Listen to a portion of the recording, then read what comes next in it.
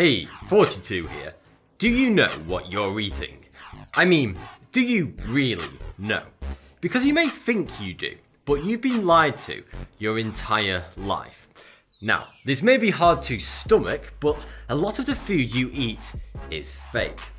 Okay, this is not true for everyone watching. Different countries have vastly different food regulations, and some countries are far worse offenders at dishing up fake foods to its citizens.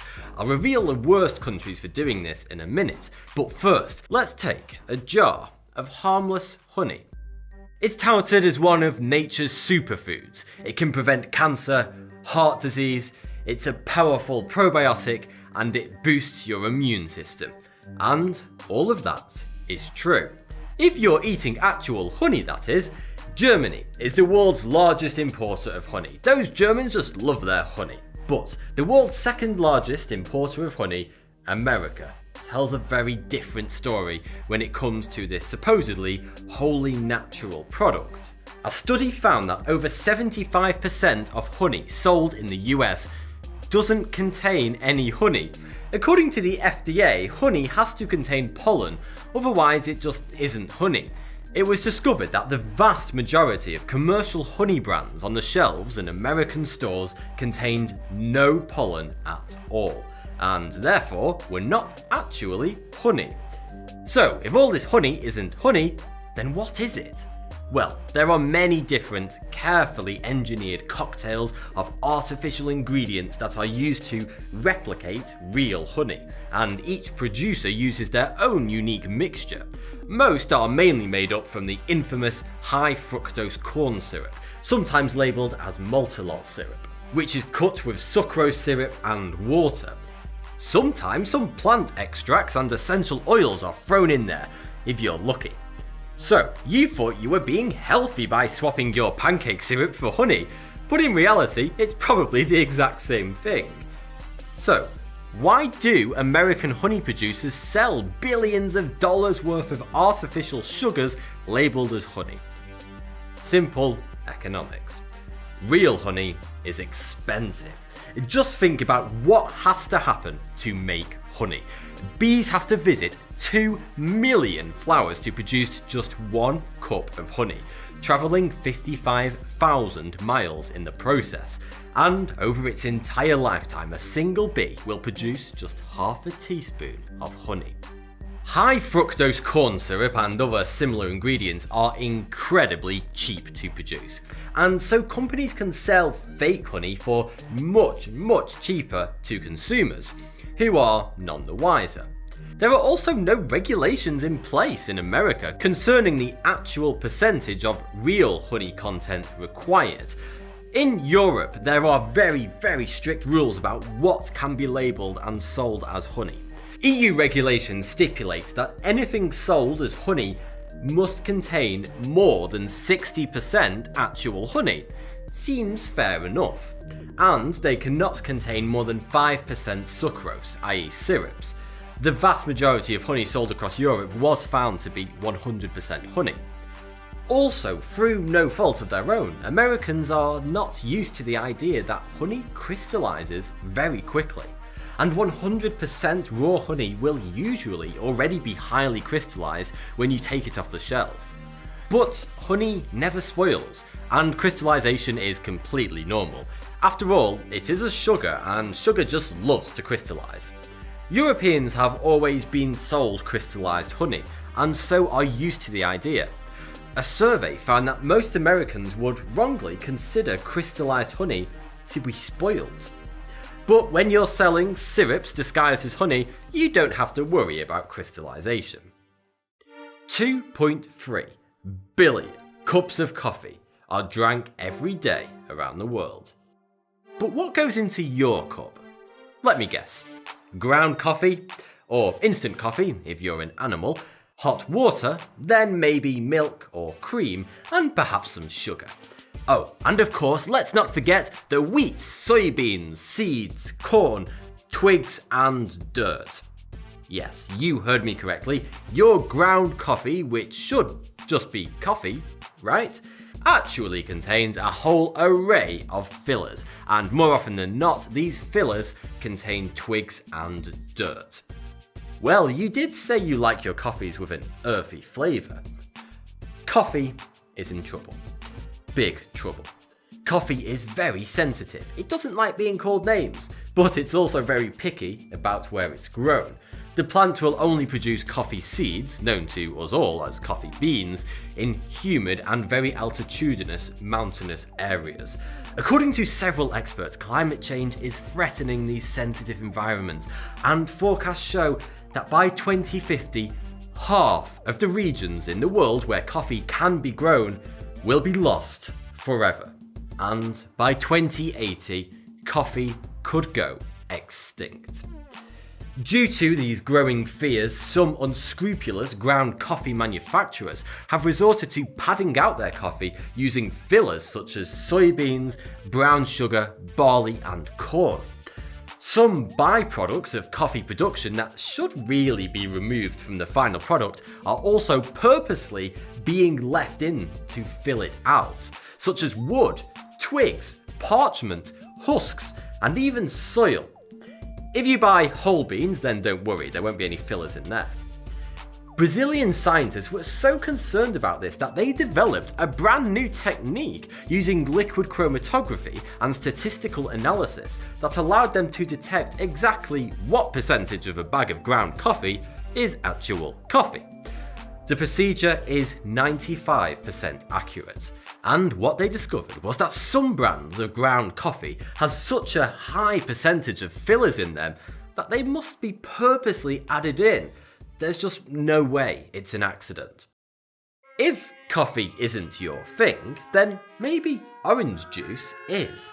You may have been told many times that most orange juices are artificial, but do you really know just how artificial? What if I told you that the flavour of most major orange juice brands is 100% fake? To make orange juice, you just squeeze oranges, right? Maybe throw in some preservatives and added sugar. No, that would just be too simple for big brand orange juices. They squeeze their oranges, and then they remove all of the oxygen from the extracted juice. This allows the juice to keep for a year without spoiling.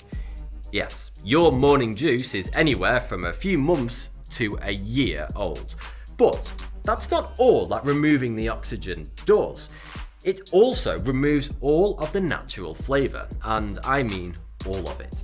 So they're left with a very old, completely tasteless liquid that slightly resembles something that came out of an orange once.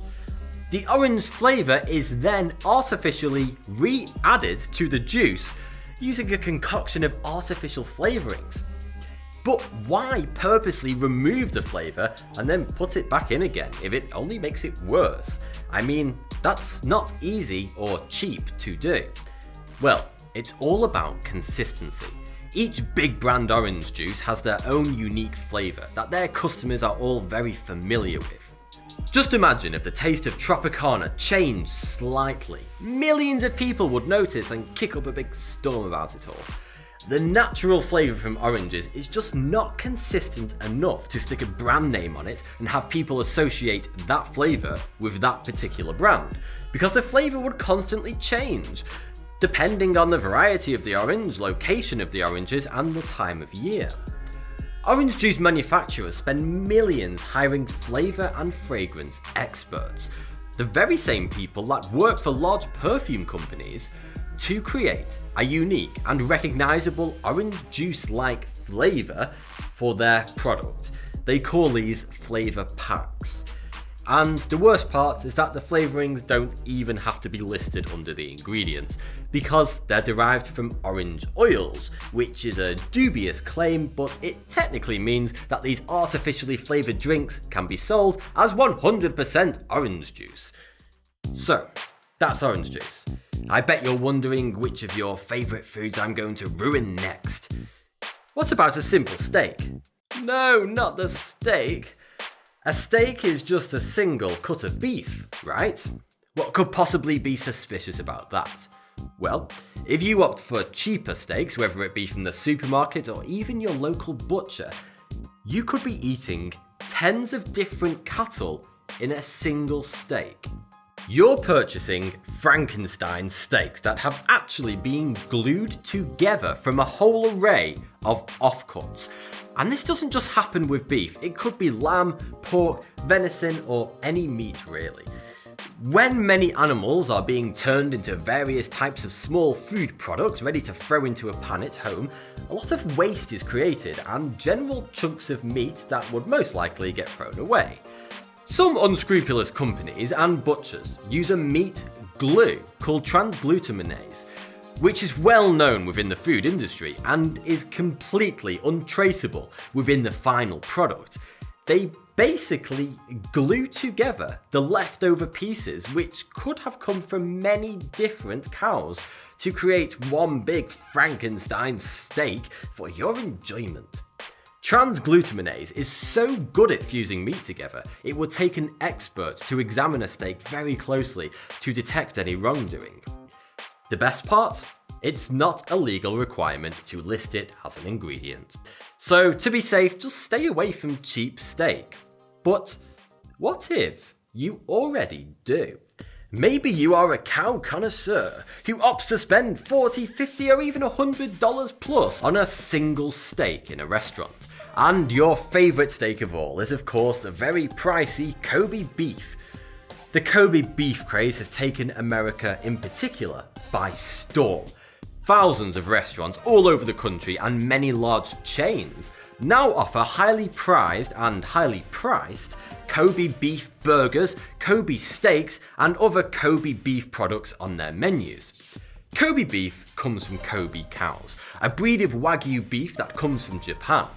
The steaks they produce are prized by chefs all over the world for their impressive fat marbling, flavour, and that melt in your mouth texture. It is the ultimate steak. But it's incredibly exclusive. Kobe beef can only come from Japan, and just 3,000 cattle are deemed worthy enough to be slaughtered and turned into Kobe beef each year. They are all fathered by just 12 highly prized bulls that are considered genetically ideal. Sounds to me like they're trying to create a cow master race over there. Kobe cows are fed beer and sake to improve flavour, and every cow is massaged daily to improve its fat marbling. Hell, I want to be a Kobe cow. Now that is some serious dedication to creating a tasty steak, and it doesn't come cheap. It varies, but it will cost you on average about $350 to eat a real Kobe steak in a restaurant. Because supplies are purposely kept small to focus on quality, the amount of real Kobe beef that reaches the US each year would only feed 77 Americans. And yet, millions of Americans are going out and regularly eating Kobe beef in restaurants and buying it from the shop to cook at home for far, far less than $350 per steak. So what's going on here? It is one of the biggest food scams in America's history. As you have probably guessed by now, the vast majority of so-called Kobe beef sold in America is just plain old regular beef that has never even been to Japan. It's just outright lying and clever marketing, if you can call it clever. Some farms in America are even now creating fake Kobe beef for much cheaper, often called Phobie beef by those in the know. This fake Kobe is sold to thousands of restaurants, and customers pay upwards of $100 a steak for it. But in reality, there are only 9 restaurants in the whole of America that sells real Kobe beef, imported from Japan. Yes, just 9. And they have a special license allowing them to cook and sell it. The fake food that you consume in the average day is sickening. Your olive oil is actually peanut oil, soybean oil, and palm oil. Your cheese and even bread contains wood pulp. Yes, wood pulp, which the FDA says is safe to eat. Thanks for the advice, but last time I checked, I wasn't a beaver. Your dried spices and herbs contain a large amount of garden weeds. Your tea contains sawdust and sand. Yummy, yummy, yummy. blueberries are also often faked. Most products containing blueberries, such as muffins, cereals, and pancakes, contain precisely 0 blueberries. Real blueberries are expensive, and so food scientists have perfected a recipe of sugar, purple dye, and other questionable ingredients to craft imitation blueberries that have no health benefits whatsoever. In America, most of the champagne sold is not actually champagne. Most people believe that it's illegal to sell sparkling wine as champagne if it doesn't originate from the Champagne province in France and it is produced using the méthode champenoise, a second fermentation within the bottle. Well, yes, this is true in every country in the world except America. A 100-year-old legal loophole allows any American sparkling wine, a simple bottle of Californian bubbly for example, which may be nice, to be sold as champagne, which it isn't, within America. Do this in any other country and French lawsuits would take your fake champers off of the shelves faster than you can say, is this the bloody French Inquisition or what? Of course, all of this changes depending on where you live in the world. Every country has its own unique food regulations and different levels of food quality. But which countries have the most fake food? And which have the least? British charity Oxfam conducted a study comparing the quality of foods in every country in the world. The best countries in the world overall for food quality and lack of food-related health issues were found to be the Netherlands, France, Switzerland, Denmark and Sweden. Well done, guys. But shockingly, at the other end of the spectrum was America. For quality and health-related food issues, the USA ranked 120th out of 125 countries, putting it in the same league as Saudi Arabia, Jordan, Ethiopia and Chad. It's one of life's great ironies that the world's wealthiest superpower has some of the lowest quality food in the world. But it's not the fault of the American people. Large American food companies that have monopolised the market use every trick in the book and some horrifying techniques and chemicals to make terribly poor quality food seem more appealing to shoppers. And in America and some other countries, the regulations just aren't in place to properly regulate what goes into people's food. At least they're nowhere near stringent enough. But just remember, every time you shop, you are voting. Avoiding cheap, processed and general dodgy looking food will reduce the demand for it. Choosing to instead shop at local stores with real high quality food will make a difference, and you'll live a longer and happier life for it as well, just for the sake of a bit less convenience. You wouldn't eat garbage out of the bin, so don't settle for buying it off the shelves. Thanks for watching. If for some reason you actually enjoy my videos, then click here to support me on Patreon. Supporting me helps me to make better videos and you can get some pretty cool rewards as well. Click here to check out another video, and if you haven't already, don't forget to subscribe for new videos every week.